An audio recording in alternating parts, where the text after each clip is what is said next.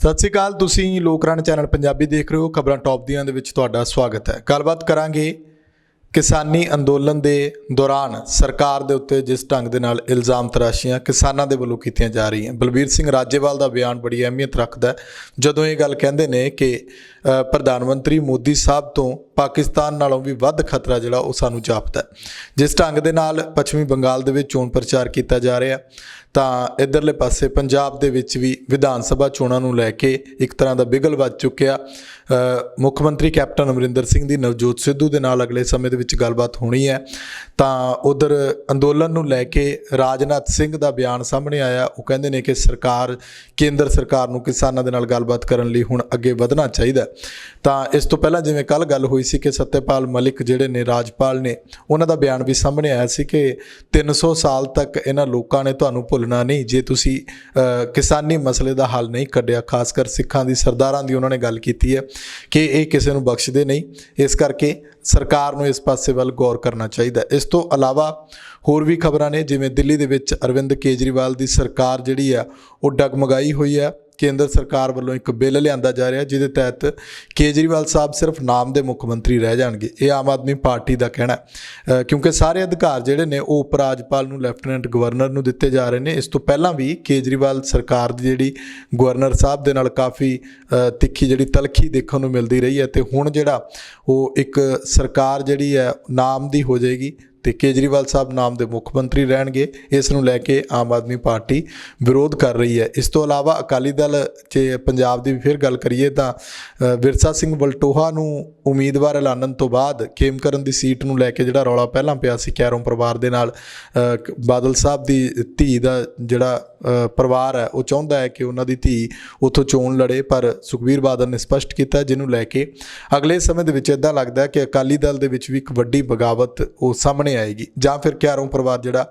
ਕਾਂਗਰਸ ਵਿੱਚ ਸ਼ਾਮਲ ਹੋ ਸਕਦਾ। ਇਸ ਨੂੰ ਲੈ ਕੇ ਚਰਚਾਵਾਂ ਨੇ, ਸਾਰਿਆਂ ਉੱਤੇ ਗੱਲਬਾਤ ਕਰਾਂਗੇ। ਮੇਰੇ ਨਾਲ ਸੀਨੀਅਰ ਪੱਤਰਕਾਰ ਪਰਮਿੰਦਰ ਸਿੰਘ ਰਾਏਪੁਰ ਮੌਜੂਦ ਨੇ। ਪਰਮਿੰਦਰ ਜੀ ਸਵਾਗਤ ਹੈ। ਸਾਰਿਆਂ ਨੂੰ ਸਤਿ ਸ਼੍ਰੀ ਅਕਾਲ ਜੀ, ਧੰਨਵਾਦ ਸੁਖਵਿੰਦਰ ਸਿੰਘ।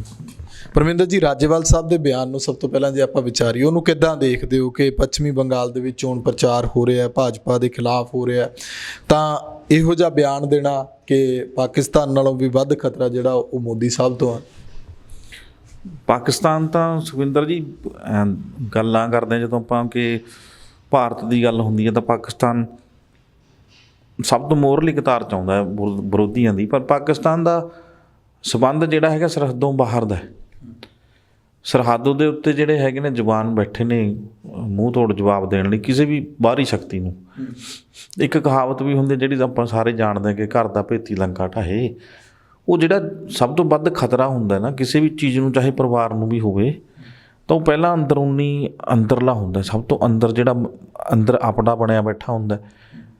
ਦੇਸ਼ ਦੇ ਟੁਕੜੇ ਹੋਣਾ ਜਾਂ ਦੇਸ਼ ਦੇ ਟੁਕੜੇ ਕਰਨੇ ਜਾਂ ਕਰਾਉਣੇ ਉਹ ਬਾਹਰਲੀ ਤਾਕਤਾਂ ਦੀ ਕਹਿ ਸਕਦੇ ਆਪਾਂ ਕਿ ਸਾਜ਼ਿਸ਼ ਹੋ ਸਕਦੀ ਹੈ, ਯੋਜਨਾ ਹੋ ਸਕਦੀ ਹੈ, ਪਰ ਉਹਨੂੰ ਸਿਰੇ ਚੜਾਉਣਾ ਬੜਾ ਔਖਾ ਹੈ। ਅਤੇ ਇੱਕ ਦੇਸ਼ ਦੇ ਅੰਦਰ ਬੈਠ ਕੇ ਵੱਡੇ ਅਹੁਦੇ 'ਤੇ ਬੈਠ ਕੇ ਬਾਹਰੀ ਤਾਕਤਾਂ ਦੀਆਂ ਸਾਜ਼ਿਸ਼ਾਂ ਦੇ ਮੁਤਾਬਕ ਜਾਂ ਸਾਜ਼ਿਸ਼ਾਂ ਵਰਗੀਆਂ ਗੱਲਾਂ ਕਰਨੀਆਂ, ਯੋਜਨਾਵਾਂ ਬਣਾਉਣੀਆਂ ਜਾਂ ਲੋਕਾਂ ਨੂੰ ਵੰਡਣਾ, ਆਪਸ ਵਿੱਚ ਪਾਟੋ ਧਾੜ ਕਰਨੇ, ਲੜਾ ਕੇ ਰੱਖਣਾ, ਸੱਤਾ 'ਤੇ ਕਾਬਜ਼ ਰਹਿਣ ਲਈ ਕੁਛ ਵੀ ਕਰਨਾ ਅਤੇ ਗਰੀਬਾਂ ਨੂੰ ਮਾਰਨਾ, ਠੀਕ ਹੈ। ਇਹ ਸਾਰੀਆਂ ਜਦੋਂ ਅੰਦਰ ਬੈਠ ਕੇ ਬੰਦਾ ਕਰ ਰਿਹਾ ਹੁੰਦਾ ਤਾਂ ਉਹ ਖਤਰਨਾਕ ਵੱਧ ਹੁੰਦਾ ਹੈ। ਉਹੀ ਚੀਜ਼ ਦਾ ਖੁਲਾਸਾ ਜਿਹੜਾ ਰਾਜੇਵਾਲ ਨੇ ਕੀਤਾ ਹੈ ਅਤੇ ਉਹਨੂੰ ਪਤਾ ਵੀ ਜਿੱਦਾਂ ਮੋਦੀ ਦੀ ਟੀਮ ਜਾਂ ਮੋਦੀ ਸਰਕਾਰ ਜਿਹੜੀ ਹੈਗੀ ਆ ਉਹ ਗਰੀਬਾਂ ਦਾ ਗਲਾ ਘੁੱਟ ਰਹੀ ਹੈ, ਨੀਤੀਆਂ ਇਹੋ ਜਿਹੀਆਂ ਬਣਾ ਰਹੀ ਹੈ, ਨਿੱਜੀਕਰਨ ਹੋ ਰਿਹਾ ਹੈ, ਮਹਿੰਗਾਈ ਦਿਨੋਂ ਦਿਨ ਵੱਧ ਰਹੀ ਹੈ, ਰੋਜ਼ਮਰਾ ਦੀਆਂ ਜਿਹੜੀਆਂ ਚੀਜ਼ਾਂ ਨੇ ਗਰੀਬ ਬੰਦੇ ਤੋਂ ਲੈ ਕੇ ਜਿਹੜੀਆਂ ਹਰ ਰੋਜ਼ ਵਰਤੋਂ ਵਿੱਚ ਆਉਣ ਵਾਲੇ ਉਹਨਾਂ ਚੀਜ਼ਾਂ ਨੂੰ ਮਹਿੰਗਾਈ ਉਹਨਾਂ ਚੀਜ਼ਾਂ ਦੇ ਉੱਤੇ ਭਾਰੂ ਹੋ ਰਹੀ ਹੈ। ਉਹ ਲੋਕ ਆਪਣੇ ਆਪ ਗ੍ਰਸਤ ਹੁੰਦੇ ਜਾ ਰਹੇ ਨੇ, ਐਂ ਕਹ ਲਓ ਪੀੜਤ ਹੁੰਦੇ ਜਾ ਰਹੇ ਨੇ, ਉਹ ਗਰੀਬੀ ਵਿੱਚ ਧੱਸਦੇ ਜਾ ਰਹੇ ਨੇ, ਹੋਰ ਲੋਕਾਂ ਵਾਂਗ ਸੋਚ ਨਹੀਂ ਸਕਦੇ ਉਹ। ਅਤੇ ਜਿਹੜੇ ਕਾਰਪੋਰੇਟ ਘਰਾਣੇ ਨੇ ਉਹਨਾਂ ਨੂੰ ਹੋਰ ਵੱਡੇ ਕੀਤਾ ਜਾ ਰਿਹਾ ਤਾਂ ਕਿ ਉਹ ਸਰਕਾਰਾਂ ਬਣਾਉਣ ਦੇ ਵਿੱਚ ਇਹਨਾਂ ਦੀ ਸਹਾਇਤਾ ਕਰ ਸਕਣ ਅਤੇ ਗਰੀਬ ਲੋਕਾਂ ਨੂੰ ਤਾਂ 4 ਪੈਸੇ ਦਾ ਲਾਲਚ ਦੇ ਕੇ ਜਾਂ ਰੋਜ਼ੀ ਰੋਟੀ ਦਾ ਲਾਲਚ ਦੇ ਕੇ ਉਹਨਾਂ ਤੋਂ ਵੋਟਾਂ ਲੈ ਲਈਆਂ ਜਾਣ, ਫਿਰ ਉਹਨਾਂ ਨੂੰ ਫਿਰ ਲੁੱਟ ਲਿਆ ਜਾਵੇ। ਗਰੀਬ ਕਰਦੇ ਜਾਓ, ਅਮੀਰਾਂ ਨੂੰ ਹੋਰ ਕਰਦੇ ਜਾਓ, ਅਮੀਰਾਂ ਨਾਲ ਹੱਥ ਮਿਲਾ ਲਓ। ਅਤੇ ਉਹ ਚੀਜ਼ਾਂ ਜਿਹੜੀਆਂ ਵੰਡ ਪਾ ਰਹੇ ਆ ਧਰਮ ਦੇ ਨਾਂ 'ਤੇ, ਜਾਤ ਦੇ ਨਾਂ 'ਤੇ, ਆਰਥਿਕਤਾ ਦੇ ਨਾਂ 'ਤੇ, ਸਮਾਜ ਦੇ ਨਾਂ 'ਤੇ, ਹੈ ਨਾ, ਵੰਡਿਆ ਜਾ ਰਿਹਾ ਸਮਾਜ ਨੂੰ, ਉਹ ਸਾਰਾ ਕੁਝ ਅੰਦਰ ਬੈਠੇ ਹੀ ਹੋ ਰਿਹਾ, ਅੰਦਰ ਦੀਆਂ ਤਾਕਤਾਂ ਹੀ ਕਰ ਰਹੀਆਂ ਨੇ। ਇਹਨਾਂ ਤੋਂ ਵੱਧ ਖਤਰਾ ਹੁੰਦਾ ਦੇਸ਼ ਨੂੰ ਜਦੋਂ ਕਿ ਆਮ ਲੋਕ ਸਾਰੇ ਇਕਮੁੱਠ ਨੇ। ਕਿਤੇ ਭਾਰਤ ਦੀ ਅਖੰਡਤਾ ਨੂੰ ਕਿੱਥੇ ਖਤਰਾ ਆ, ਅੰਦਰਲੇ ਲੋਕਾਂ ਤੋਂ ਕਿਹਤੋਂ ਖਤਰਾ ਹੈ? ਇਹ ਸਿਰਫ ਹਊਆ ਬਣਾ ਕੇ ਪੇਸ਼ ਕੀਤਾ ਗਿਆ, ਚਾਹੇ ਕਿਸਾਨਾਂ ਨੂੰ ਖਾਲਿਸਤਾਨੀ ਕਹਿ ਕੇ, ਜਾਂ ਇੱਥੇ ਅੱਤਵਾਦੀ ਨੇ ਜੀ, ਜਾਂ ਇੱਥੇ ਚਾਹੇ ਜੰਮੂ ਕਸ਼ਮੀਰ ਦਾ ਰੌਲਾ ਪਾ ਕੇ। ਆਪਾਂ ਇਹ ਨਹੀਂ ਕਹਿੰਦੇ ਕਿ ਜੰਮੂ ਕਸ਼ਮੀਰ ਦੇ ਵਿੱਚ ਸਿਆਸਤ ਨਹੀਂ ਹੈਗੀ, ਉੱਥੇ ਵੀ ਸਿਆਸਤ ਹੈ। ਪਰ ਜਦੋਂ ਉਹਨਾਂ ਲੋਕਾਂ ਨੂੰ ਮਿਲਦੇ ਆ, ਤੁਸੀਂ ਕਿਸੇ ਵੀ ਦੇਸ਼ ਦੇ ਕਿਸੇ ਵੀ ਰਾਜ ਵਿੱਚ ਚਲੇ ਜਾਓ, ਭਾਵੇਂ ਭਾਰਤ ਦੀ ਆਪਾਂ ਗੱਲ ਕਰ ਰਹੇ ਤਾਂ ਭਾਰਤ ਦੇ ਕਿਸੇ ਵੀ ਰਾਜ ਵਿੱਚ ਚਲੇ ਜਾਓ, ਤੁਹਾਨੂੰ ਲੋਕ ਕਿੱਥੇ ਵੰਡੇ ਹੋਏ ਦਿਖਦੇ ਨੇ। ਕੋਈ ਇੱਕ ਵੀ ਥਾਂ ਐਸੀ ਨਹੀਂ ਹੋਊਗੀ ਜਿੱਥੇ ਵੰਡੇ ਹੋਏ ਹੋਣਗੇ ਲੋਕ, ਤਾਂ ਉਹਨਾਂ ਦੇ 80-90% ਲੋਕ ਵਿਰੁੱਧ ਖੜੇ ਹੁੰਦੇ ਨੇ। ਚਾਹੇ ਉਹ ਕੋਈ ਸ਼ਹਿਰ ਹੈ, ਚਾਹੇ ਕੋਈ ਪਿੰਡ ਹੈ, ਚਾਹੇ ਕੋਈ ਧਾਰਮਿਕ ਸਥਾਨ ਆ, ਠੀਕ ਹੈ, ਉਹਨਾਂ ਦੇ ਵਿਰੁੱਧ, ਉਹਨਾਂ ਦੇ ਧਰਮ ਦੇ, ਉਹਨਾਂ ਦੇ ਸਮਾਜ ਦੇ, ਉਹਨਾਂ ਦੇ ਰਾਜ ਦੇ ਲੋਕ ਹੀ ਖੜੇ ਹੁੰਦੇ ਨੇ ਵਿਰੁੱਧ ਵੀ ਇਹ ਬੰਦਾ ਕੱਟੜਵਾਦ ਹੈ, ਇਹ ਲੋਕਾਂ ਨੂੰ ਤੰਗ ਪਰੇਸ਼ਾਨ ਕਰ ਰਿਹਾ, ਇਹ ਬੰਦਾ ਨਫ਼ਰਤ ਫੈਲਾ ਰਿਹਾ। ਸੋ ਭਾਰਤ ਵਾਸੀਆਂ ਦੇ ਵਿੱਚ ਇਕਮੁੱਠਤਾ ਹੈ, ਕਿਤੇ ਨਫ਼ਰਤ ਦੀ ਕੋਈ ਗੱਲ ਨਹੀਂ ਹੈਗੀ, ਪਰ ਸਿਆਸੀ ਪਾਰਟੀਆਂ ਨਹੀਂ ਚਾਹੁੰਦੀਆਂ। ਇਸ ਕਰਕੇ ਰਾਜੇਵਾਲ ਦਾ ਬਿਆਨ ਜਿਹੜਾ ਬਹੁਤ ਮਾਇਨੇ ਰੱਖਦਾ, ਇਹ ਸੋਚ ਸਮਝ ਕੇ ਦਿਆ ਗਿਆ ਬਿਆਨ ਹੈਗਾ। ਇਹ ਬਹੁਤ ਸੱਚੀ ਗੱਲ ਹੈ, ਅੰਦਰੂਨੀ ਤਾਕਤਾਂ ਤੋਂ ਹੀ ਬਹੁਤ ਵੱਡਾ ਖਤਰਾ ਹੈ, ਬਾਹਰੀ ਤਾਕਤਾਂ ਨਾਲੋਂ ਕਿਤੇ ਵੱਧ ਖਤਰਨਾਕ ਨੇ ਇਹ। ਉੱਤਰਾਖੰਡ ਦੇ ਮੁੱਖ ਮੰਤਰੀ ਹੋਣਾ ਦਾ ਬਿਆਨ, ਨਵੇਂ ਮੁੱਖ ਮੰਤਰੀ ਬਣੇ ਨੇ, ਉੱਥੇ ਸਰਕਾਰ 'ਚ ਤਬਦੀਲੀ ਕੀਤੀ ਗਈ ਹੈ। ਉਹ ਕਹਿੰਦੇ ਨੇ ਕਿ ਜਿਵੇਂ ਭਗਵਾਨ ਕ੍ਰਿਸ਼ਨ ਅਤੇ ਭਗਵਾਨ ਰਾਮ ਹੁਣਾਂ ਨੇ ਆਪਣੇ ਸਮੇਂ ਦੇ ਵਿੱਚ ਜੋ ਵੀ ਉਹਨਾਂ ਨੇ ਕਾਰਜ ਕੀਤੇ, ਲੋਕ ਉਹਨਾਂ ਨੂੰ ਭਗਵਾਨ ਮੰਨਣ ਲੱਗ ਗਏ, ਇੱਦਾਂ ਹੀ ਮੋਦੀ ਸਾਹਿਬ ਨੂੰ ਵੀ ਲੋਕ ਭਗਵਾਨ ਮੰਨਣਗੇ। ਇਹਨੂੰ ਕਿੱਦਾਂ ਦੇਖਦੇ ਹੋ ਕਿ ਇੱਕ ਤਾਂ ਆਪਾਂ ਕਹਿ ਲਈਏ ਕਿ ਚਮਚਾਗਿਰੀ ਦੀਆਂ ਹੱਦਾਂ ਹੋ ਗਈਆਂ, ਦੂਜਾ ਇਹ ਕਿ ਪਾਰਟੀ ਦੇ ਵਿੱਚ ਰਹਿ ਕੇ ਹਜੇ ਕੱਲ੍ਹ ਪਰਸੋਂ ਹੀ ਮੁੱਖ ਮੰਤਰੀ ਬਣੇ ਨੇ ਅਤੇ ਅੱਜ ਇਸ ਢੰਗ ਦੇ ਨਾਲ ਮਤਲਬ ਕਿ ਲੋਕਾਂ ਦੇ ਵਿੱਚ ਉਹ ਆਪਣੀ ਜਿਹੜੀ ਸੋਚ ਥੋਪਣ ਦੀ ਕੋਸ਼ਿਸ਼ ਹੈ ਕਿ ਉਹੀ ਰਾਸ਼ਟਰਵਾਦ ਦਾ ਰਾਗ, ਉਹੀ ਭਗਵਾਂਵਾਦ, ਅਤੇ ਮੋਦੀ ਸਾਹਿਬ ਨੂੰ ਭਗਵਾਨ ਬਣਾਉਣ ਦੀ ਕੋਸ਼ਿਸ਼। ਬਿਲਕੁਲ, ਜਦੋਂ ਤੁਸੀਂ ਚਾਪਲੂਸੀ ਦੀ ਗੱਲ ਕਰਦੇ ਹੋ ਤਾਂ ਇਸ ਤੋਂ ਵੱਡੀ ਕੋਈ ਚਾਪਲੂਸੀ ਹੋ ਹੀ ਨਹੀਂ ਸਕਦੀ। ਤੁਸੀਂ ਮੋਦੀ ਦੀ ਤੁਲਨਾ ਕਿਸੇ ਦੇਵਤਾ ਨਾਲ, ਕਿਸੇ ਭਗਵਾਨ ਨਾਲ ਕਰਕੇ ਉਸ ਭਗਵਾਨ ਨੂੰ ਨੀਵਾਂ ਦਿਖਾਉਣ ਦੀ ਕੋਸ਼ਿਸ਼ ਕਰ ਰਹੇ ਹੋ। ਕੋਈ ਇਨਸਾਨ, ਖਾਸ ਕਰ ਇੱਦਾਂ ਦਾ ਕੋਈ ਪੋਲੀਟੀਸ਼ੀਅਨ ਉਹ ਭਗਵਾਨ ਕਿਵੇਂ ਹੋ ਸਕਦਾ? ਇਹ ਤਾਂ ਉਹਨਾਂ ਲੋਕਾਂ ਨੂੰ ਜਿਹੜੇ ਲੋਕ ਜਿਨ੍ਹਾਂ ਦੇ ਨਾਮ ਲਏ ਆ ਦੇਵਤਾ, ਰਾਮ ਭਗਵਾਨ ਦਾ ਜਾਂ ਕ੍ਰਿਸ਼ਨ ਦਾ, ਜਿਨ੍ਹਾਂ ਨੂੰ ਭਗਵਾਨ ਕਹਿੰਦੇ ਨੇ ਇਹ ਲੋਕ, ਉਹਨਾਂ ਨੂੰ ਪੁੱਛਣਾ ਚਾਹੀਦਾ ਹੈ ਉਸ ਨੂੰ, CM ਨੂੰ ਜਾ ਕੇ, ਕਿ ਤੂੰ ਕਿਸ ਬੇਸ 'ਤੇ ਇਹ ਗੱਲ ਕਰ ਰਹੇ। ਸਾਰੇ ਚੁੱਪ ਬੈਠੇ ਨੇ। ਹੈਰਾਨੀ ਦੀ ਗੱਲ ਤਾਂ ਇਹ ਆ ਵੀ ਜਿਹੜੇ ਲੋਕ ਇਹਨਾਂ ਨੂੰ ਭਗਵਾਨ ਮੰਨਦੇ ਨੇ, ਕਿ ਉਹ ਹੁਣ ਕੱਲ੍ਹ ਨੂੰ ਜਿੱਥੇ ਰਾਮ ਦੀ ਮੂਰਤੀ ਲੱਗੀ ਹੈ ਉੱਥੇ ਨਾਲ ਮੋਦੀ ਦੀ ਮੂਰਤੀ ਵੀ ਲੱਗ ਜਾਏਗੀ।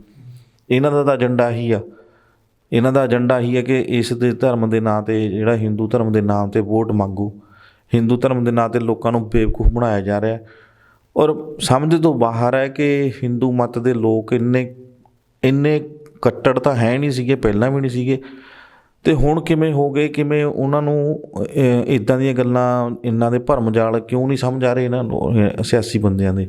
ਇਹ ਸਮਝ ਤੋਂ ਬਾਹਰ ਹੈ ਕਿ ਉਹਨਾਂ ਦੇ ਦੇਵਤੇ, ਉਹਨਾਂ ਦੇ ਭਗਵਾਨ ਦੀ ਕਿਸੇ ਆਮ ਵਿਅਕਤੀ ਨਾਲ ਤੁਲਨਾ ਕਰਕੇ ਉਹਨਾਂ ਦੇ ਮੂਹਰੇ ਰੱਖ ਦਿੰਦਾ। ਕੋਈ ਬੰਦਾ ਖੜਾ ਹੋ ਕੇ ਕਹਿੰਦਾ ਇਹ ਇੱਦਾਂ ਆ, ਅਤੇ ਉਹਦੇ ਵਰਗਾ ਪਹਿਰਾਵਾ ਜਾਂ ਉਹਦੇ ਵਰਗੀ ਸ਼ਕਲ ਜਾਂ ਉਹਦੇ ਵਰਗਾ ਦਿੱਖ ਜਾਂ ਉਸ ਲੈਵਲ 'ਤੇ ਕੰਮ ਕਰਨ ਵਾਲਾ ਬੰਦਾ ਕਿਹਾ ਜਾਵੇ ਕਿਸੇ ਬੰਦੇ ਨੂੰ, ਹੈਰਾਨੀਜਨਕ ਹੈ ਇਹ ਗੱਲ। ਇਸ ਗੱਲ ਨੂੰ ਸਮਝ ਲੈਣਾ ਚਾਹੀਦਾ ਹਿੰਦੂ ਤਵੀ ਲੋਕਾਂ ਨੂੰ, ਹਿੰਦੂ ਮੱਤ ਦੇ ਲੋਕਾਂ ਨੂੰ, ਕਿ ਤੁਹਾਡੇ ਅੰਦਰ ਬੈਠ ਕੇ, ਜਿਵੇਂ ਪਹਿਲਾਂ ਗੱਲ ਕੀਤੀ ਆਪਾਂ ਰਾਜੇਵਾਲ ਸਾਹਿਬ ਦੇ ਬਿਆਨ ਨਾਲ, ਕਿ ਅੰਦਰ ਬੈਠ ਕੇ ਤੁਹਾਡੇ ਹੀ ਧਰਮ ਨੂੰ ਐ ਕਹਿ ਲਓ ਕਿ ਪਤਲਾ ਕਰਦੇ ਜਾ ਰਹੇ ਨੇ, ਇਹ ਤੁਹਾਡੇ ਹੀ ਧਰਮ ਨੂੰ ਬਦਨਾਮ ਕਰਦੇ ਜਾ ਰਹੇ ਨੇ।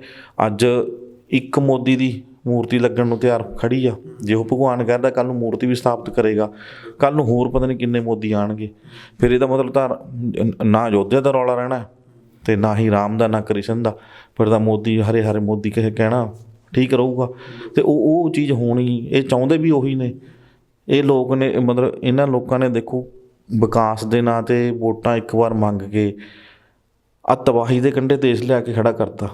ਹੁਣ ਇਹਨਾਂ ਕੋਲ ਮੁੱਦਾ ਕੋਈ ਨਹੀਂ, ਨਾ ਕਾਲੇ ਧਨ ਦਾ ਮੁੱਦਾ, ਨਾ ਭ੍ਰਿਸ਼ਟਾਚਾਰ ਖਤਮ ਕਰਨ ਦਾ, ਨਾ ਮਹਿੰਗਾਈ ਖਤਮ ਕਰਨ ਦਾ, ਨਾ ਹੀ ਕਿਸੇ ਕਾਂਗਰਸੀ ਨੂੰ ਅੰਦਰ ਦੇਣ ਦਾ ਕਿ ਅੰਦਰ ਚੱਕ ਕੇ ਅੰਦਰ ਧੱਕ ਦਿਓ, ਠੀਕ ਹੈ, ਨਾ ਕੋਈ ਹੋਰ ਕੋਰਟਾਂ ਦਾ ਨਾ ਮਸਲਾ, ਨਾ ਕੋਈ ਅੱਤਵਾਦੀਆਂ ਦਾ ਮਸਲਾ। ਦੇਸ਼ 'ਚ ਸ਼ਾਂਤੀ ਹੈ, ਨਾ ਹੀ ਸਰਹੱਦਾਂ ਦਾ ਮਸਲਾ ਆ, ਠੀਕ ਹੈ। ਜੋ ਚੱਲਦਾ ਸੀਗਾ ਸੇਮ ਚੱਲ ਰਿਹਾ, ਕੋਈ ਬਦਲਾਅ ਨਹੀਂ ਹੈਗਾ। ਮਹਿੰਗਾਈ ਹੋਰ ਦੁੱਗਣੀ ਹੋ ਗਈ, ਸਭ ਕੁਛ ਪਤਾ ਹੈ, ਦੇਸ਼ ਦਾ ਪੱਠਾ ਬੈਠਾ ਹੈ।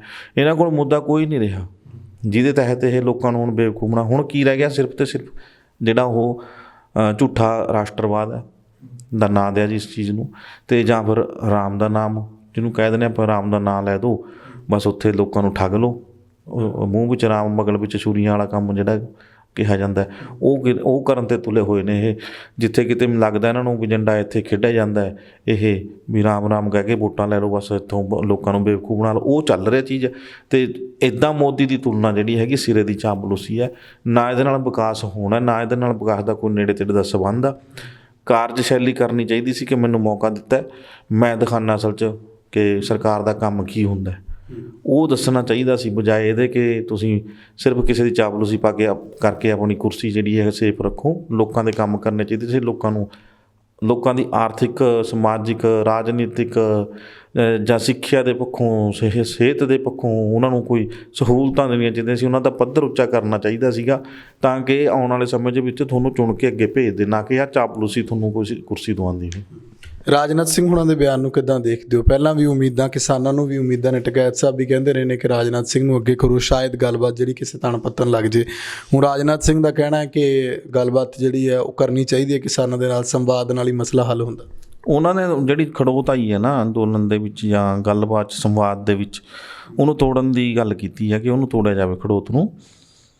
ਭਾਜਪਾ ਆਗੂਆਂ ਦੀ ਮੀਟਿੰਗ ਨੂੰ ਸੰਬੋਧਨ ਕਰ ਰਹੇ ਸੀ, ਉਹ ਕਹਿੰਦੇ ਵੀ ਜਿਹੜੀ ਗੱਲਬਾਤ ਹੈ ਉਹਨੂੰ ਅੱਗੇ ਤੋਰਨਾ ਚਾਹੀਦਾ। ਹੋਰ ਇੱਕ ਪਾਸੇ ਤੋਂ ਰੁਕੀਏ ਤਾਂ ਦੂਜੇ ਬੰਦੇ ਨੂੰ ਪਹਿਲ ਕਰਨੀ ਚਾਹੀਦੀ ਆ। ਉਹ ਆਪ ਉਹਨਾਂ ਨੇ ਕਿਹਾ ਕਿ ਮੈਂ ਵੀ ਕਿਸਾਨ ਪਰਿਵਾਰਾਂ ਦੇ ਵਿੱਚੋਂ ਹੀ ਹਾਂ, ਅਤੇ ਹਰ ਇੱਕ ਚੀਜ਼ ਦਾ ਜਿਹੜਾ ਸੰਵਾਦ ਰਾਹੀਂ ਹੱਲ ਨਿਕਲਿਆ ਜਾ ਸਕਦਾ। ਉਹ ਹੱਲ ਦੀ ਗੱਲ ਕਰ ਰਿਹਾ ਤਾਂ ਜ਼ਰੂਰ ਸਰਕਾਰ ਨੂੰ ਜਾਂ ਭਾਜਪਾ ਆਗੂਆਂ ਨੂੰ ਉਹਨਾਂ ਦੀ ਇਸ ਗੱਲ ਵੱਲ ਧਿਆਨ ਦੇਣਾ ਚਾਹੀਦਾ ਹੈ।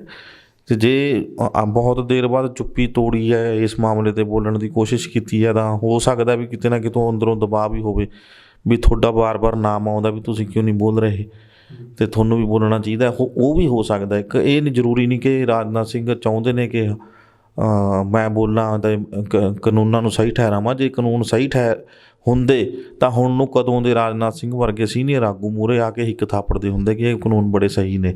ਜੇ ਸਹੀ ਹੁੰਦੇ ਤਾਂ 16 ਸੋਧਾਂ ਦੀ ਲੋੜ ਨਹੀਂ ਸੀ ਪੈਣੀ। ਸਰਕਾਰ ਆਪ ਮੰਨਦੀ ਹੈ ਕਿ ਇਹਨਾਂ ਸੋਧਾਂ ਦੀ ਬਹੁਤ ਲੋੜ ਹੈ, ਉਹ ਸੋਧਾਂ ਨਹੀਂ ਸੀ ਹੋਣੀਆਂ ਜੇ ਸਹੀ ਹੁੰਦੇ। ਅਤੇ ਜੇ ਸਹੀ ਹੁੰਦੇ ਤਾਂ ਅਡਵਾਨੀ ਵਰਗੇ ਪਿੱਛੇ ਨਹੀਂ ਸੀ ਰਹਿੰਦੇ। ਜੇ ਸਹੀ ਹੁੰਦੇ ਤਾਂ ਰਾਮਦੇਵ ਵਰਗੇ ਕਦੋਂ ਛੱਡਦੇ ਇਹ ਮੁੱਦਾ, ਉਹ ਕਦੋਂ ਦੇ ਕੈਸ਼ ਕਰ ਲੈਂਦੇ। ਸੋ ਇਸ ਕਰਕੇ ਪਤਾ ਸਭ ਨੂੰ ਹੈ ਕਿ ਇਹ ਸਹੀ ਨਹੀਂ ਹੈਗੇ। ਉਹ ਬਸ ਜਿਨ੍ਹਾਂ ਨੇ ਕੁਰਸੀ ਬਚਾਉਣਾ ਹੈ ਉਹ ਇਹਨਾਂ ਨੂੰ ਪੱਖੀ ਦੱਸ ਕੇ ਖੱਟਰ ਵਰਗੇ ਬੰਦੇ ਜਾਂ ਪੰਜਾਬ ਭਾਜਪਾ ਦੇ ਬੰਦੇ ਨੇ ਜਿਹੜੇ, ਉਹ ਆਪਣੀ ਕੁਰਸੀ ਸਲਾਮਤ ਰੱਖ ਸਕਦੇ ਆ। ਅਤੇ ਬਟ ਜਿਹੜਾ ਰਾਜਨਾਥ ਸਿੰਘ ਦਾ ਬਿਆਨ ਹੈ ਉਹਨੂੰ ਸਿਰਫ ਇਹੀ ਰਿਹਾ ਕਿ ਉਹਨਾਂ ਨੇ ਬੀਜੇਪੀ ਆਗੂਆਂ ਨੂੰ ਅਪੀਲ ਕੀਤੀ ਹੈ ਕਿ ਜਿਹੜੀ ਸੰਵਾਦ ਦੀ ਲੜੀ ਟੁੱਟੀ ਹੈ ਉਹਨੂੰ ਦੁਬਾਰਾ ਸ਼ੁਰੂ ਕਰ ਲਿਆ ਜਾਵੇ ਤਾਂ ਕਿ ਹੱਲ ਨਿਕਲ ਸਕੇ ਕਿਸੇ ਵੱਲ। ਕੇਜਰੀਵਾਲ ਸਰਕਾਰ ਦੀ ਦੁਰਦਸ਼ਾ ਨੂੰ ਕਿੱਦਾਂ ਦੇਖਦੇ ਹੋ? ਇੱਕ ਬਿੱਲ ਲਿਆਂਦਾ ਜਾ ਰਿਹਾ ਹੈ ਜਿਹੜਾ ਸਾਰਾ ਕੁਛ ਰਾਜਪਾਲ ਦੇ ਅੰਡਰ, ਉਪ ਰਾਜਪਾਲ ਦੇ ਅੰਡਰ ਕਰ ਦਿੱਤਾ ਜਾਣਾ ਹੈ। ਸਰਕਾਰ ਜਿਵੇਂ ਮੈਂ ਪਹਿਲਾਂ ਕਿਹਾ ਕਿ ਡਗਮਗਾਈ ਹੋਈ ਹੈ, ਨਾਮ ਦੇ ਮੁੱਖ ਮੰਤਰੀ ਰਹਿ ਜਾਣਗੇ ਅਰਵਿੰਦ ਕੇਜਰੀਵਾਲ। ਬਿਲਕੁਲ, ਉਹਨਾਂ ਨੇ ਜਿੱਦਾਂ 2-3 ਵਾਰ ਕੋਸ਼ਿਸ਼ ਕੀਤੀ ਆ MLA ਖਰੀਦਣ ਦੀ, ਵੀ ਸਰਕਾਰ ਨੂੰ ਖੁੰਝੇ ਲਾਉਣ ਦੀ ਕੋਸ਼ਿਸ਼ ਕੀਤੀ ਗਈ ਹੈ ਕੇਂਦਰ ਵੱਲੋਂ। ਕੁਛ ਮਹਿਕਮੇ ਆਪਣੇ ਕੋਲ ਰੱਖ ਕੇ, ਪ੍ਰਸ਼ਾਸਨ ਦੇ ਹੋ ਗਏ ਜਾਂ ਪੁਲਿਸ ਦੇ ਜਾਂ ਹੋਰ, ਅਤੇ ਉਹਨਾਂ ਨੂੰ ਆਪਣੇ ਹੱਥਾਂ 'ਚ ਰੱਖਿਆ। ਹੁਣ ਕੀ ਕੀਤਾ ਜਾ ਰਿਹਾ ਕਿ ਨਵਾਂ ਕਾਨੂੰਨ ਜਿਹੜਾ ਲੈ ਕੇ ਆਉਣ ਦੀ ਕੋਸ਼ਿਸ਼ ਹੈ, ਯੋਜਨਾ ਹੈਗੀ ਹੈ, ਸ਼ਾਇਦ ਲਿਆਉਣ ਵੀ, ਉਹ ਪਾਸ ਵੀ ਕਰ ਦੇਣ, ਬਹੁਮਤ ਹੈ। ਉਹਦੇ ਵਿੱਚ ਕੀ ਹੈ ਕਿ ਉਹ ਜਿਹੜੀ ਵੀ ਕੋਈ ਯੋਜਨਾ ਹੈ ਜਾਂ ਜਿਹੜਾ ਵੀ ਕੋਈ ਕੰਮ ਹੋਵੇਗਾ ਉਹ ਪਹਿਲਾਂ ਉਪ ਰਾਜਪਾਲ ਨੂੰ ਭੇਜਣਾ ਪਊਗਾ ਫਾਈਲ ਉਹਦੀ। ਅੱਗੇ ਉਹ ਹਾਂ ਕਰੇ ਨਾ ਕਰੇ ਉਹਦੀ ਮਰਜ਼ੀ ਆ। ਅਤੇ ਹੁਣ ਜਾਣੀ ਕਿ ਪੂਰੀ ਤਰੀਕੇ ਨਾਲ ਜਿਹੜੀ ਦਿੱਲੀ ਦੀ ਸਰਕਾਰ ਹੈ, ਸਟੇਟ ਦੀ ਕਹਿ ਲਓ ਜਿੱਦਾਂ, ਤਾਂ ਉਹ ਅਧੀਨ ਰਹੇਗੀ ਉਪ ਰਾਜਪਾਲ ਦੇ। ਸੈਂਟਰ ਪੂਰੀ ਤਰ੍ਹਾਂ ਉਹਦੇ 'ਤੇ ਕਾਬਜ਼ ਹੋਊਗਾ। ਇੱਕ ਤਰ੍ਹਾਂ ਨਕਾਰਾ ਕਰਨਾ ਉਹਨਾਂ ਨੇ, ਅਤੇ ਉਹ ਕਰਨ ਦੀ ਕੋਸ਼ਿਸ਼ ਹੈ। ਤੁਸੀਂ ਦੇਖ ਹੀ ਰਹੇ ਹੋ ਕਿ ਕਿਸ ਤਰ੍ਹਾਂ ਇਹ ਮੋਦੀ ਦੀ ਟੀਮ ਜਿਹੜੀ ਹੈਗੀ ਹੌਲੀ ਹੌਲੀ ਸਟੇਟਾਂ ਨੂੰ ਆਪਣੇ ਹੱਥਾਂ 'ਚ ਲੈ ਰਹੀ ਹੈ, ਉਹਨਾਂ ਤੋਂ ਅਧਿਕਾਰ ਖੋਹ ਰਹੀ ਆ। ਜਿਵੇਂ ਪੰਜਾਬ ਤੋਂ ਦੇਖੋ ਆ ਖੇਤੀਬਾੜੀ ਕਾਨੂੰਨ ਲਾਗੂ ਕਰੇ ਹੈ, ਸਟੇਟ ਦਾ ਮਾਮਲਾ ਸੀਗਾ, ਇਹਨੂੰ ਆਪਣੇ ਹੱਥਾਂ 'ਚ ਲੈ ਲਿਆ ਉਹਨੇ। ਇੱਦਾਂ ਹੀ ਰੈਵਨਿਊ ਦਾ ਸਾਰਾ ਆਪਣੇ ਹੱਥਾਂ 'ਚ ਲੈ ਲਿਆ। ਇਹ ਸਾਰਾ ਕੁਛ ਆਪਣੇ ਹੱਥ 'ਚ ਲੈ ਕੇ ਇਹ ਚਾਹੁੰਦੇ ਨੇ ਕਿ ਸਾਡੇ ਅੰਡਰ ਹੋਣ, ਅਸੀਂ ਕਿਸੇ ਦਾ ਕੰਨ ਮਰੋੜੀਏ। ਜਦੋਂ ਚਾਹੀਏ ਚੀਕ ਮਾਰੇ, ਜਦੋਂ ਕਹੀਏ ਵੀ ਰੋਣਾ ਵੀ ਨਹੀਂ, ਕੰਨ ਮਰੋੜ ਦਿਓ ਤਾਂ ਰੋਵੇ ਵੀ ਨਾ। ਉਹ ਚੀਜ਼ਾਂ ਇਹ ਕਰਨੀਆਂ ਕਿ ਸਾਡੀ ਪੁੱਛ ਤੋਂ ਬਿਨਾਂ, ਕਿਸੇ ਦਾ ਪੱਤਾ ਵੀ ਨਾ ਹਿੱਲੇ। ਅਸੀਂ ਚਾਹੀਏ CM ਬਣਾ ਦਈਏ, ਅਸੀਂ ਚਾਹੀਏ ਨਾ ਬਣਾਈਏ। ਸੋ ਆਹ ਚੀਜ਼ਾਂ ਜਿਹੜੀਆਂ ਹੈਗੀਆਂ ਸਰਕਾਰ ਦੀਆਂ ਕਹਿ ਲਓ ਕਿ ਗਲਤ ਨੀਤੀਆਂ ਨੇ। ਸਰਕਾਰ ਗਲਾ ਘੋਟ ਰਹੀ ਹੈ ਸੰਵਿਧਾਨਕ ਅਧਿਕਾਰਾਂ ਦਾ, ਸੰਵਿਧਾਨ ਦਾ, ਲੋਕਤੰਤਰ ਦਾ ਗਲਾ ਘੁੱਟ ਰਹੀ ਹੈ ਔਰ ਆਉਣ ਵਾਲੇ ਸਮੇਂ 'ਚ ਇਹਨੂੰ ਨਤੀਜੇ ਭੁਗਤਣੇ ਪੈਣੇ ਆ। ਬਿਲਕੁਲ ਪੰਜਾਬ ਦੇ ਵੱਲ ਮੁੜਦੇ ਹਾਂ ਕਿ ਪੰਜਾਬ ਦੇ ਵਿੱਚ ਕੈਪਟਨ ਅਮਰਿੰਦਰ ਸਿੰਘ ਤੇ ਨਵਜੋਤ ਸਿੱਧੂ ਦੀਆਂ ਨਜ਼ਦੀਕੀਆਂ ਸਾਹਮਣੇ ਆ ਰਹੀਆਂ ਨੇ। ਨਵਜੋਤ ਸਿੱਧੂ ਨੂੰ ਸੱਦਾ ਭੇਜਿਆ ਜਾ ਰਿਹਾ ਖਾਣੇ ਦੇ ਉੱਤੇ ਕੈਪਟਨ ਸਾਹਿਬ ਵੱਲੋਂ, ਇਹਨੂੰ ਕਿੱਦਾਂ? ਉਹਨੂੰ ਕੋ ਬੜੇ ਲੰਮੇ ਸਮੇਂ ਤੋਂ ਚੱਲ ਰਿਹਾ ਸੀ, ਇਹ ਖਿੱਚ ਤਾਣ ਚੱਲੀ ਜਾ ਰਹੀ ਸੀ ਕਾਂਗਰਸ ਦੇ ਵਿੱਚ। ਹੁਣ ਤਾਂ ਇਹੀ ਆ 4 ਸਾਲ ਬੀਤ ਚੁੱਕੇ ਆ ਕਾਂਗਰਸ ਦੇ ਕੈਪਟਨ ਸਰਕਾਰ ਦੇ, ਅਤੇ 5ਵਾਂ ਤੇ ਆਖਰੀ ਸਾਲ ਆ। ਜਿਵੇਂ ਕੈਪਟਨ ਸਾਹਿਬ ਦੀ ਰਣਨੀਤੀ ਪਹਿਲਾਂ ਹੀ ਰਹੀ ਆ, ਜਦੋਂ ਲਾਸਟ ਵਰ੍ਹਾ ਹੁੰਦਾ ਸਰਕਾਰ ਦਾ ਤਾਂ ਉਹ ਸਭ ਨੂੰ ਨੇੜੇ ਲਾਉਂਦੇ ਨੇ, ਨੇੜੇ ਲਾ ਕੇ ਫਿਰ ਚੋਣਾਂ ਜਿੱਤ ਲੈਂਦੇ ਨੇ ਜਾਂ ਚੋਣਾਂ ਦੇ ਵਿੱਚ ਇਕੱਠੇ ਕਰ ਲੈਂਦੇ ਨੇ। ਉਸ ਤੋਂ ਬਾਅਦ ਫਿਰ ਛਚਕਾਰ ਦਿੰਦੇ ਨੇ, ਜੋ ਕਰਨਾ ਕਰ ਲਓ, ਮੈਂ ਤਾਂ ਆਪਣੀ ਮਰਜ਼ੀ ਕਰੂੰਗਾ। ਉਹੀ ਹਾਲ ਸਿੱਧੂ ਦਾ ਹੋਣ ਜਾ ਰਿਹਾ। ਸਿੱਧੂ ਨੂੰ ਵੀ ਹੁਣ ਡਿਨਰ 'ਤੇ ਕਹਿ ਰਹੇ ਆ, ਪਹਿਲਾਂ ਲੰਚ ਦੀ ਗੱਲ ਸੀਗੀ, ਹੁਣ ਡਿਨਰ 'ਤੇ ਸ਼ਾਇਦ ਬੁਲਾਇਆ ਜਾ ਰਿਹਾ ਕੱਲ੍ਹ ਨੂੰ। ਉਸ ਤੋਂ ਬਾਅਦ 18 ਨੂੰ ਪ੍ਰੈਸ ਕਾਨਫਰੰਸ ਕਰਨ ਜਾ ਰਹੇ ਹੈ। ਤੋ ਹਰੀਸ਼ ਰਾਵਤ ਦੀ ਗੱਲ ਇਹੀ ਸੀਗੀ, ਉਹ ਲੰਮੇ ਸਮੇਂ ਤੋਂ ਚਾਹੁੰਦਾ ਵੀ ਸੀ ਵੀ ਇਕੱਠੇ ਹੋਣ। ਹੋ ਸਕਦਾ ਹਾਈ ਕਮਾਂਡ ਨੇ ਕਹਿਤਾ ਹੋਵੇ ਕੈਪਟਨ ਅਮਰਿੰਦਰ ਸਿੰਘ ਨੂੰ ਕਿ ਸਾਨੂੰ ਲੋੜ ਹੈ ਕਿ ਕਾਂਗਰਸ ਦੀ ਇਕਮੁੱਠਤਾ ਦਿਖਾਈ ਜਾਵੇ, ਹੁਣ ਕਾਂਗਰਸ ਇੱਕ ਮੰਚ 'ਤੇ ਇਕੱਠੀ ਹੋਵੇ, ਅਤੇ ਉਹਦੇ ਤਹਿਤ ਉਹਨਾਂ ਨੂੰ ਡਿਊਟੀ ਲਗਾਈ ਗਈ ਹੋਵੇ। ਜਾਂ ਹੋ ਸਕਦਾ ਸਿੱਧੂ ਨੂੰ ਵੀ ਕਿਹਾ ਹੋਵੇ ਕਿ ਤੁਹਾਨੂੰ ਕੈਪਟਨ ਸਾਹਿਬ ਬੁਲਾਉਣਗੇ, ਤੂੰ ਜਾਣਾ ਹੈ, ਕੈਪਟਨ ਸਾਹਿਬ ਨੂੰ ਕਿਹਾ ਹੋਵੇ ਤੂੰ ਬੁਲਾਉਣਾ ਹੈ। ਸੋ ਇਹ ਚੀਜ਼ਾਂ ਜਿਹੜੀਆਂ ਹੈਗੀਆਂ ਕਾਂਗਰਸ ਦੀ ਇਕਮੁੱਠਤਾ ਲਈ ਔਰ ਆਉਣ ਵਾਲੀਆਂ ਚੋਣਾਂ ਦਾ ਜਿਹੜਾ ਇੱਕ ਨੀਤੀ ਕਹਿ ਸਕਦੇ ਆਪਾਂ ਘੜੀ ਜਾ ਰਹੀ ਹੈ, ਇੱਕ ਮੰਚ 'ਤੇ ਖੜ੍ਹੇ ਹੋਣਾ। ਪਰ ਇਹ ਦੇਖਣਾ ਇਹਦੇ 'ਚੋਂ ਕਿ ਸਿੱਧੂ ਨੂੰ ਬਹੁਤ ਵੱਡਾ ਕੁਛ ਮਿਲ ਜਾਣਾ, ਉਹ ਭੁੱਲ ਜਾਣ, ਸਿੱਧੂ ਵੀ ਭੁੱਲ ਜਾਣ ਅਤੇ ਲੋਕ ਵੀ ਭੁੱਲ ਜਾਣ। ਸਾਲ ਇੱਕ ਰਹਿ ਗਿਆ, ਹੋ ਸਕਦਾ ਹੈ ਇਹ ਸਮੇਂ ਤੋਂ ਪਹਿਲਾਂ ਹੀ ਚੋਣਾਂ ਹੋ ਜਾਣ, ਕਰਵਾ ਲਈਆਂ ਜਾਣ, ਅਤੇ ਉਹ ਇਸ ਲਈ 1 ਸਾਲ ਦੇ ਵਿੱਚ ਕੁਛ ਨਹੀਂ ਬਣ ਸਕਦਾ ਜੋ 4 ਸਾਲਾਂ 'ਚ ਨਹੀਂ ਹੋਇਆ। ਹੁਣ 1 ਸਾਲ ਦੇ ਵਿੱਚ ਕੀ ਹੋਣਾ? ਚਾਹੇ ਜਿਹੜਾ ਮਰਜ਼ੀ ਉਹਦਾ ਲੈ ਲੈਣ ਸਿੱਧੂ, ਹੁਣ ਮਿਲ ਜੂਗਾ, ਲੇਕਿਨ ਚੋਣਾਂ ਤੱਕ ਸਾਰਾ ਕੁਛ ਠੀਕ ਰੱਖਣਾ ਪੈਣਾ, ਦੋਵਾਂ ਧਿਰਾਂ ਨੂੰ ਠੀਕ ਰੱਖਣਾ ਪੈਣਾ, ਚਾਹੇ ਉਹ ਕੈਪਟਨ ਧਿਰ ਹੈ ਅਤੇ ਚਾਹੇ ਸਿੱਧੂ ਧਿਰ ਹੈ, ਦੋਵਾਂ ਨੂੰ ਠੀਕ ਰੱਖਣਾ ਪੈਣਾ। ਨਾ ਤਾਂ ਸਿੱਧੂ ਕੋਲ ਕੋਈ ਬਦਲ ਹੈ ਫਿਲਹਾਲ ਦੀ ਘੜੀ, ਦੇ ਨਾ ਹੀ ਚਲੋ ਕੈਪਟਨ ਦਾ ਤਾਂ ਆਪਾਂ ਕਹਿ ਸਕਦੇ ਹਾਂ ਕਿ ਕੈਪਟਨ ਤਾਂ ਉੱਤਰ ਕਾਟੋ ਮੈਚੜਾਂ ਵਾਲੀ ਜਿਹੜੀ ਪਾਰੀ ਖੇਡਦੇ ਆਏ ਆ, ਉਹਨਾਂ ਨੂੰ ਕੋਈ ਫਰਕ ਨਹੀਂ ਪੈਣਾ ਜੇ ਸੱਤਾ 'ਚ ਨਾ ਵੀ ਆਏ। ਪਹਿਲਾਂ ਆਏ ਆ, ਫਿਰ ਚਲੇ ਗਏ, ਫਿਰ ਆਏ ਆ, ਫਿਰ ਚਲੇ ਗਏ, ਹੁਣ ਵੀ ਜੇ ਚਲੇ ਵੀ ਜਾਣਗੇ ਕੋਈ ਫਰਕ ਨਹੀਂ ਪੈਣਾ। ਉਹ ਤਾਂ ਉਹ ਚੀਜ਼ ਜਿਹੜੀ ਹੈਗੀ ਇਹਨਾਂ ਦਾ ਰੂਟੀਨ ਬਣਿਆ ਹੋਇਆ। ਪਰ ਸਿੱਧੂ ਸਾਹਿਬ ਲਈ ਬਹੁਤ ਜਿਹੜਾ ਹੈਗਾ ਇੱਕ ਆਪਾਂ ਕਹਿ ਸਕਦੇ ਹਾਂ ਕਿ ਮੁਸ਼ਕਿਲ ਭਰਿਆ ਸਮਾਂ ਹੈਗਾ ਇਹ। ਨਾਲ ਚੱਲਣਾ ਵੀ ਪੈਣਾ ਔਰ ਮਿਲਣਾ ਵੀ ਕੁਛ ਨਹੀਂ।